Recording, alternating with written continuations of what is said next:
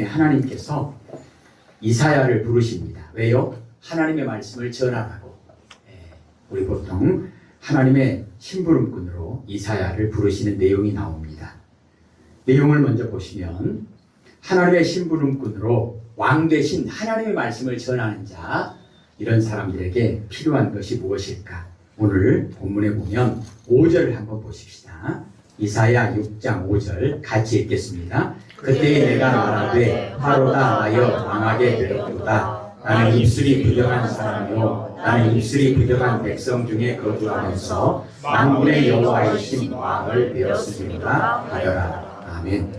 우리는 평양 대부흥 운동의 시작이 오늘 오전에도 잠깐 언급됐는데 한 사람의 회개로부터 출발합니다. 하나님께 쓰임받는 하나님의 종으로서의 자격을 따지자면 가장 중요한 것은 죄사함의 은총을 받는 자입니다.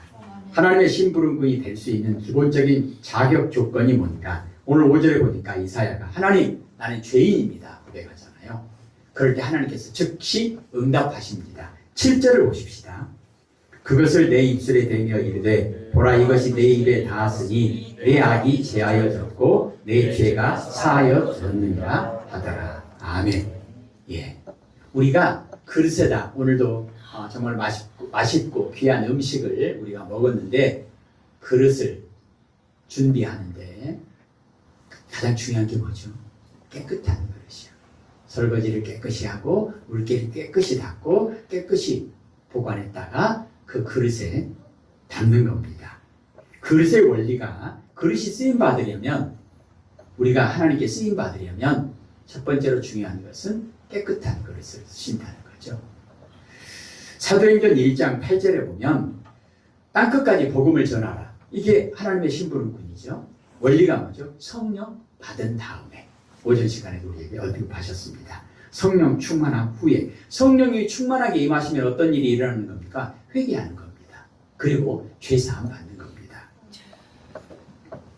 죄의 종으로 죄사함을 받지 못한 사람은 어떤 경우에도 하나님의 일에 쓰임받을 수 없다는 겁니다. 신분이나 정체성이나 그리고 전 인격적으로 죄에서 돌아오지 않는 사람, 탕자 상태 그대로 있는 사람은 쓰임받을 수 없다는 거죠. 그래서 하나님의 일에 쓰임받는 직분을 받은 모든 성도들은 자신의 죄를 회개함으로 하나님의 은혜로 죄사함을 받는다는 확신이 필요하다는 것입니다. 자주 강조하지만 교회, 거룩한 교회, 예배, 거룩한 예배, 예배자, 거룩한 예배자 마찬가지죠. 우리는 어떤 확신이 있어야 되는가? 하나님의 종으로 쓰임받기 위해서는 하나님의 심부름꾼으로 쓰임받기 위해서는 이런 고백이 중요합니다. 나는 하나님의 종이다. 나는 하나님의 종이다. 나는 하나님의 종이다. 나는 더 이상 죄의 종이 아니다. 나는 죄의 자리에서 이제 하나님의 종의 자리로 돌아왔다. 이것을 고백하는 것입니다. 이것이 바로 고린도 후서 5장 17절 예수 안에 있는 자에게 새로운 피조물이라 하나님께서 말씀하시는 거죠. 로마서 10장 13절에 누구든지 주의 이름을 부르는 자는 구원을 받으리라. 그리고 오전 시간에도 요한복음 14장 14절에 내 이름으로 무엇이든지 내게 구하면 내가 행하리라 말씀하십니다. 하나님의 종으로서 중요한 것은 우리가 회개할 때 하나님께서 우리의 죄를 용서해 주시는 이 죄사함의 은총, 깨끗한 그릇의 그런 말씀, 그리고 성령 충만한 그 역사가 하나님의 종으로서 왕의 명령을 전달하는 심부름꾼의 조건을 따지자면 오늘 이사야를 하나님께서 부르실 때 첫 번째로 우리에게 강조하고 있는 내용입니다. 자, 두 번째는요. 하나님의 종은 철저한 소명의식이 있어야 합니다. 소명의식이 뭐냐면 방금 전에 고백한 것처럼 나는 하나님의 종이다. 하나님이 나를 부르셨다. 이 고백이 있어야 된다는 거죠. 자, 8절을 보십시다. 읽을게요. 내가 또 주의 목소리를 들으니 주께서 이르시되 내가 누구를 보내며 누가 우리를 위하여 갈고 하시니 그때 내가 이르되 내가 여기 있나이다 나를 보내소서 하였더니 아멘. 하나님의 종은 오늘 하나님께서 누구를 보낼까 했을 때 즉각적으로 이사야가 응답했잖아요. 내가 여기 있습니다. 그 말은 늘 듣고 있었다잖아요. 하나님의 음성을 늘 듣고 있었다는 겁니다. 내가 여기 있나이다. 나를 보내소서. 한 번 더 언급하겠습니다만은 나를 보내십시오. 그 말은 내 몸을 완전히 하나님께 헌신하는 것입니다. 하나님의 심부름꾼은 자신이 주여 말씀하옵소서 주의 종이 듣겠나이다. 어떤 환경 가운데 처하게 되더라도 하나님이 나를 불러 세우셨다. 나는 하나님의 종이다. 이런 철저한 소명의식이 있어야 한다는 것입니다. 종의 마음과 그 자세가 필요하다는 거죠. 나는 하나님의 종이다. 그러니까 나는 하나님이 시키시는 일을 한다. 이것이 중요하다는 것입니다. 이런 믿음의 고백이 있어야만 고난 중에서도 인내할 수 있고 열악한 여건들을 극복할 수 있다는 것입니다. 이사야와 같이 위대한 충성스러운 일꾼이 끝까지 다름질을 잘할 수 있었던 것도 이사야의 철저한 소명의식 때문이었다는 것입니다. 나는 하나님의 종이다. 나는 하나님의 심부름꾼이다. 그리고 9절을 보겠습니다. 읽겠습니다. 여호와께서 이르시되 가서 이 백성에게 이르기를 너희가 듣기는 들어도 깨닫지 못할 것이고 보기는 보아도 알지 못하리라 하여. 아멘. 10절에는요 뒷부분에 하시기로 그런 말씀이 있죠. 11절에는 주께서 대답하시되 13절에 모든 말씀이 끝나고 나서 하시더라. 무슨 말입니까? 하나님의 일꾼, 하나님의 심부름꾼에게 중요한 것은 뭐냐? 하나님의 말씀, 하나님의 메시지가 있어야 된다는 거예요. 어명이 있어야 된다는 거예요. 어명이 있어야 그것을 전하죠. 조금 전에 말씀드린 것처럼 아무리 죄사함이 있고 소명의식이 완벽하다 해도 좋은 심부름꾼이 되려면 무엇을 전할 것인가? 그것이 있어야 되잖아요. 무조건 갔습니다. 왜 왔냐? 몰라요. 아무것도 안 가져왔다. 그럼 무슨 심부름이 되겠습니까? 그냥 놀러 가는 거지.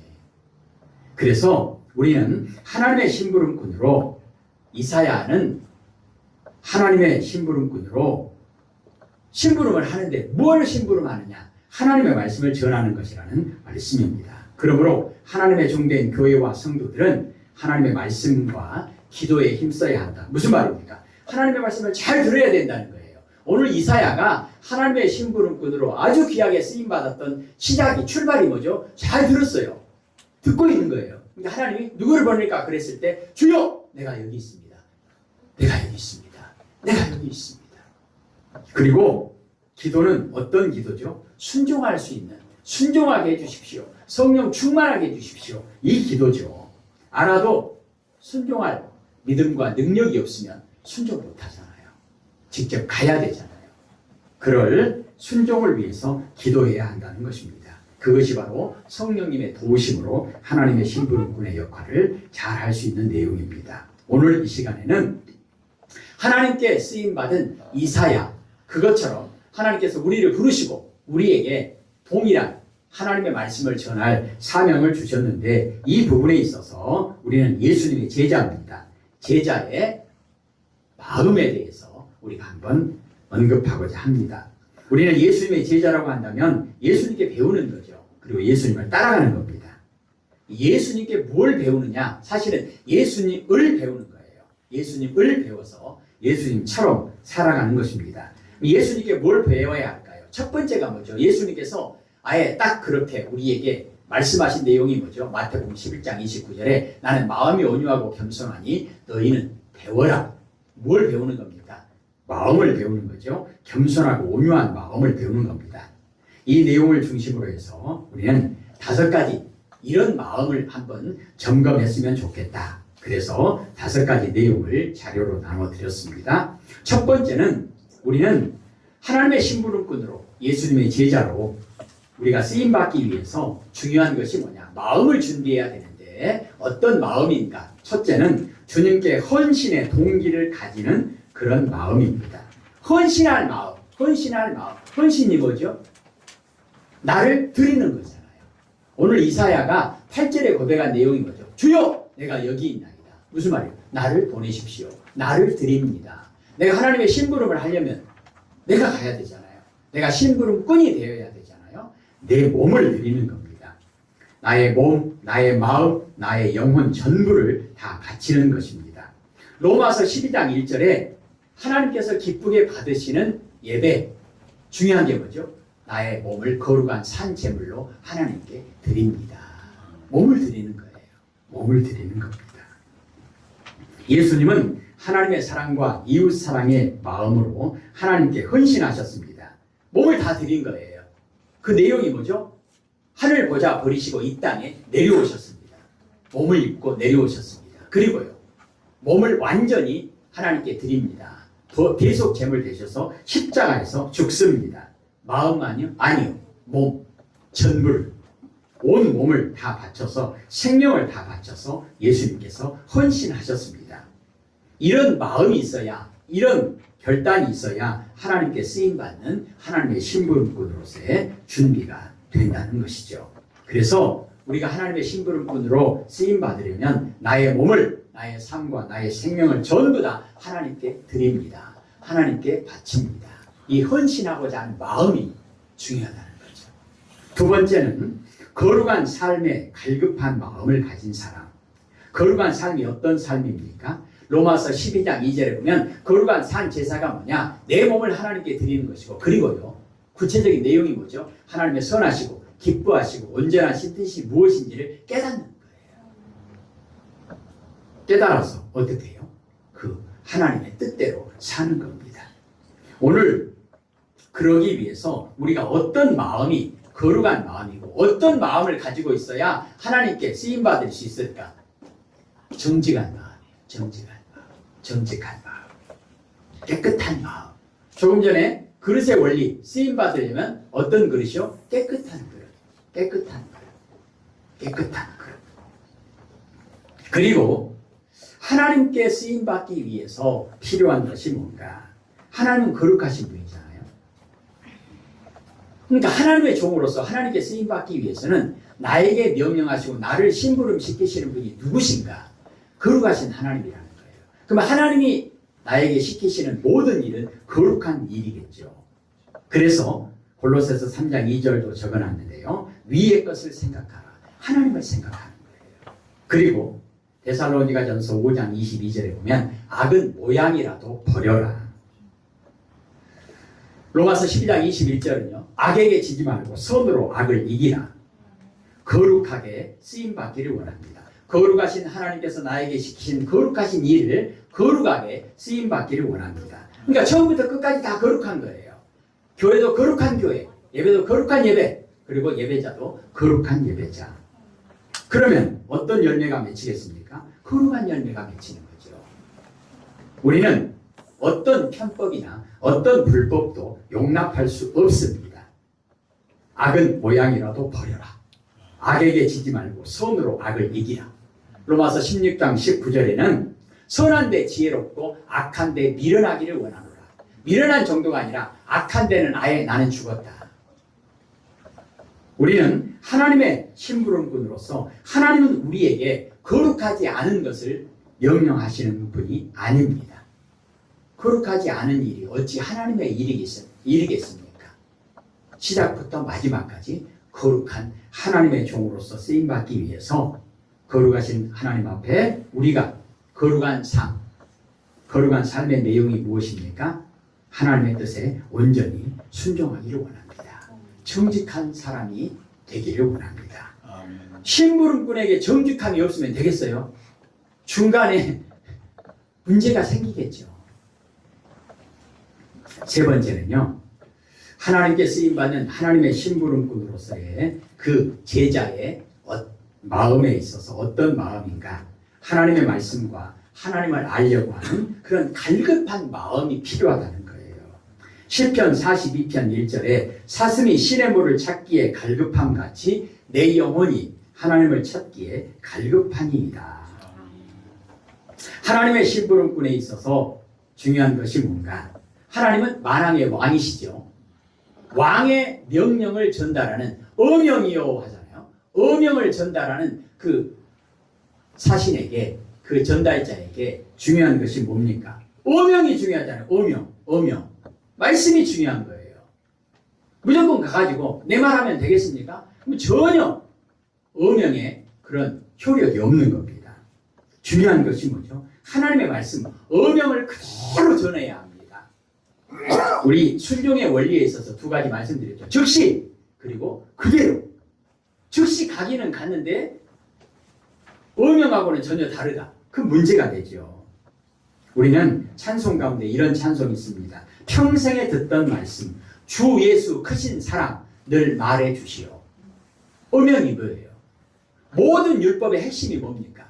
성경 66권의 모든 그 말씀의 핵심이 뭡니까? 하나님이 세상을 이처럼 사랑하사. 그러니까 음영이 뭐예요? 사랑이에요.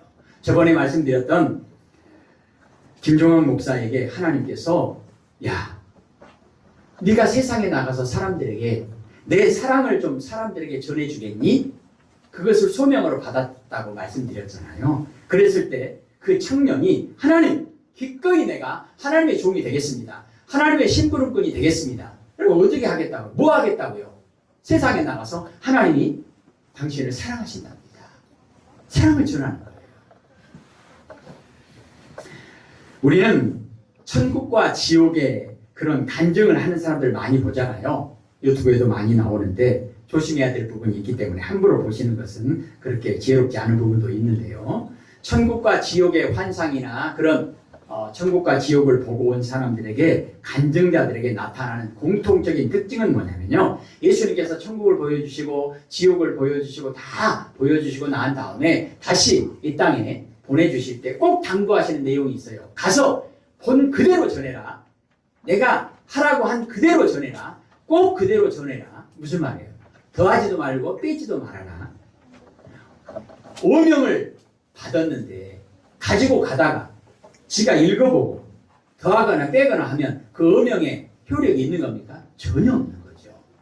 그래서 어명을 전달하는 사람들은 목숨을 다 바쳐서 뭘 하는 거죠? 절대 중간에 뜯어보지 않는 거예요. 절대 뜯어보면 안 되는 거예요. 이것이 바로 하나님의 말씀을 전하는 하나님의 심부름꾼에게 있어서 중요한 내용입니다. 하나님의 말씀에 순종하는 하나님의 종들에게 명심할 것은 뭐냐? 준행하는 거예요. 더하지도 말고 빼지도 말고 시간과 장소와 내용 등을 변경하거나 더하거나 빼거나 조정하면 어명의 효력이 없습니다. 그래서 우리는 하나님의 말씀을 잘 듣고 그리고 하나님의 뜻을 잘 아는 것, 하나님의 마음을 아는 것, 이게 중요하다는 거예요. 왜 하나님이 이 말씀을 하셨을까? 왜 하나님이 이것을 전하라고 하셨을까? 왜 나에게 이 심부름을 시키셨을까? 그것의 내용이 네 번째로 주님께 쓰임받기를 원하는 마음을 가진 예수님의 제자에게 있어서 중요한 것은 뭐냐? 누가 나에게 이것을 시켰느냐? 누가가 중요하잖아요. 기도할 때도 기도의 대상이 중요하잖아요. 하나님, 나에게 이 명령을 내리신 분이 누군가? 나는 누구의 심부름꾼인가? 나는 하나님의 종이다. 하나님의 종이다. 그러기 위해서 우리가 기도하는 내용도 하나님 말씀하십시오. 주의 종이 듣겠나이다. 이사야는 하나님의 부르심에 응답해서 하나님께 쓰임받는 하나님의 종이 되었습니다. 그래서 이사야의 이름과 이사야의 사역이 그토록 귀하게 오늘 우리들에게까지 보고되고 있습니다. 이사야는 하나님께 쓰임받았기 때문에 하나님의 종으로 쓰임받았기 때문에 그 이름이 또 그가 하는 모든 일이 그토록 귀했다는 것입니다. 이스라엘의 성지순례를 갔는데 이스라엘의 특징 가운데 이스라엘에서 성지순례 가운데 그 박물관에 갔거든요. 그 박물관에서 가장 중요한 자리에 있는 것 중에 하나가 뭐냐면 이사야 그 성경 말씀을 기록한 그 내용이 보관되어 있고 지금도 계속 연구 중에 있대요. 왜 그러겠습니까? 하나님의 말씀이 중요하니까. 하나님의 말씀. 성도된 우리는 예수님을 위해서 예수님의 몸된 교회와 사람들, 특별히 하나님께 선택되고 부름받은 하나님의 백성들에게 하나님의 말씀을 전해야 할 사명이 있습니다. 여러분 자료에 로마서 1장 15절을 기록했는데요. 로마에 있는 교회에 하나님의 말씀을 전하는 그 일을 위해서 바울은 로마로 가고 싶어서 견딜 수 없을 만큼 간절한 마음으로 하나님께 기도했다는 것입니다. 그리고 하나님께 쓰임받는 하나님의 사랑하는 심부름꾼들에게 있어서 중요한 것은 뭐냐? 이 모든 일을 함에 있어서 어떤 마음으로 해야 하는가? 사랑하는 마음으로요. 사랑하는 마음으로. 고린도전서 13장 말씀 기억하시죠? 아무리 어마어마한 기적이 나타나고 믿음의 역사가 나타난다 할지라도 사랑이 없으면 아무것도 아니다. 그렇습니다. 하나님의 일을 하는 하나님의 심부름꾼에게 있어서 일만 하면 될 거 아닌가? 절대 그거 아닙니다. 사랑하는 마음, 사랑하는 마음. 하나님의 일은 억지로 하는 거 아닙니다. 내 욕심을 위해서, 상 받기 위해서 하는 것도 아닙니다. 또 벌을 받지 않으려고 두려워서 하는 것도 아닙니다. 그런 것은 형식적으로는 아무리 일을 잘했다 할지라도 그것은 하나님의 일이라고, 하나님의 심부름꾼이라고 할 수 없습니다. 왜냐? 하나님의 마음이 빠져버렸다면, 사랑이 빠져버렸다면 그것은 하나님의 심부름꾼이라고 말할 수 없습니다. 예수님께서 우리 최고의 하나님의 심부름꾼이 누구죠? 예수님이잖아요. 예수님은 하나님의 메신저로 이 세상에 오셔서 행하신 모든 사역, 그게 뭐죠? 하나님 사랑과 이웃 사랑입니다. 예수님은 그 사랑하는 마음으로 모든 일을 하셨다는 거예요. 사랑하는 마음이 뭔 마음? 누구 마음이죠? 무슨 마음이죠? 하나님의 마음이에요. 하나님의 마음. 하나님의 마음. 하나님의 심부름꾼에게 있어서 중요한 것은 일만 잘하면 되지가 아니라 하나님의 마음으로 그 일을 해야 한다는 거예요. 하나님의 마음으로, 사랑하는 마음으로. 요한복음 3장 16절에 하나님이 세상을 이처럼 사랑하사, 로마서 5장 8절에 예수님께서 십자가에서 죽으신 것은 하나님의 사랑을 확증적으로 보여주시기 위해서 그 일을 하셨다. 그러니까 예수님께서 이 땅에 오신 것, 이 헌신도 결국은 하나님의 사랑. 예수님이 십자가에서 죽으신 것도 하나님의 사랑. 하나님께서는 그 모든 일을 통해서 이 땅에 우리에게 말씀하시는 거예요. 내가 사랑한다. 내가 사랑이다. 빌립보서 2장 8절에 바울은 예수님의 심장을 가지고 빌립보 교회 성도들에게 고백합니다. 편지를 보냅니다. 예수님의 심장이 뭐죠? 예수님 마음이잖아요. 예수님 마음이 어떤 마음이죠? 사랑하는 마음. 사랑, 사랑. 신랑 되신 예수님이 신부된 교회를 얼마나 사랑하셨는지 에베소서 5장 22절과 25절을 보면 아내들이여 자기 남편에게 복종하기를 죽게 하듯 하라. 그리고 남편들아 아내 사랑하기를 그리스도께서 교회를 사랑하시고 그 교회를 위하여 자신을 주심같이 하라. 이렇게 말씀합니다. 요한일서 4장 8절에 사랑하지 아니하는 자는 하나님을 알지 못하나니 하나님은 사랑이심이라. 그러면서 요한일서 3장 18절에 저번에 말씀을 나누었죠. 자녀들아 우리가 말과 혀로만 사랑하지 말고 행함과 진실함으로 하자. 그렇습니다. 오늘 우리는 모두, 특별히 교회된 우리는 모두 하나님의 심부름꾼입니다. 예수님의 제자라는 거죠. 하나님의 심부름을 가장 완벽하게 하신 예수님. 우리는 예수님의 제자니까 우리도 하나님의 심부름꾼입니다. 5가지 내용을 말씀드렸는데 어떤 마음인가? 하나님께 내 몸을 전부 헌신하려고 하는 그런 마음, 그리고 거룩한 삶에 갈급한 그런 마음, 하나님 깨끗한 그릇으로, 정직한 그릇으로 쓰임받고 싶습니다. 그리고 하나님의 말씀을 잘 알고 또 하나님의 그 뜻을 잘 알아서 하나님의 귀한 사명을 잘 감당하게 해주십시오. 이런 마음. 그리고요, 나는 오직 하나님께만 쓰임받기를 원합니다. 하나님께만 쓰임받기를 원합니다. 그러기 위해서 오늘 이사야처럼 하나님 말씀하십시오. 내가 여기 있습니다.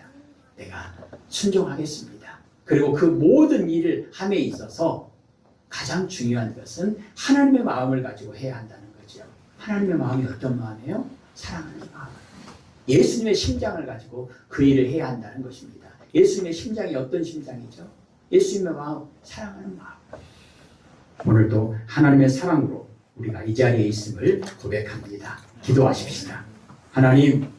하나님께서는 의인을 부르러 온 것이 아니고 죄인을 불러서 회개시키고 죄인을 불러서 의롭게 하시고 죄인을 불러서 다시 한번 그들의 정체성을 하나님의 자녀로까지 회복시켜 주시기 위해서 그것이 하나님의 사랑임을 우리에게 말씀하여 주시는 하나님. 이제 우리가 하나님의 은혜와 하나님의 사랑을 받아서 세상에 전하는 자로 하나님의 심부름꾼으로 이사야처럼 하나님의 말씀을 전하는 자로 쓰임받기를 원합니다. 이 교회가 속한 모든 주의 백성들이 다시 한번 우리는 세상의 사람의 죄의 종이 아니라 하나님의 종이다. 분명한 믿음의 고백으로 살아가게 하옵소서. 예수님 이름으로 기도합니다. 아멘.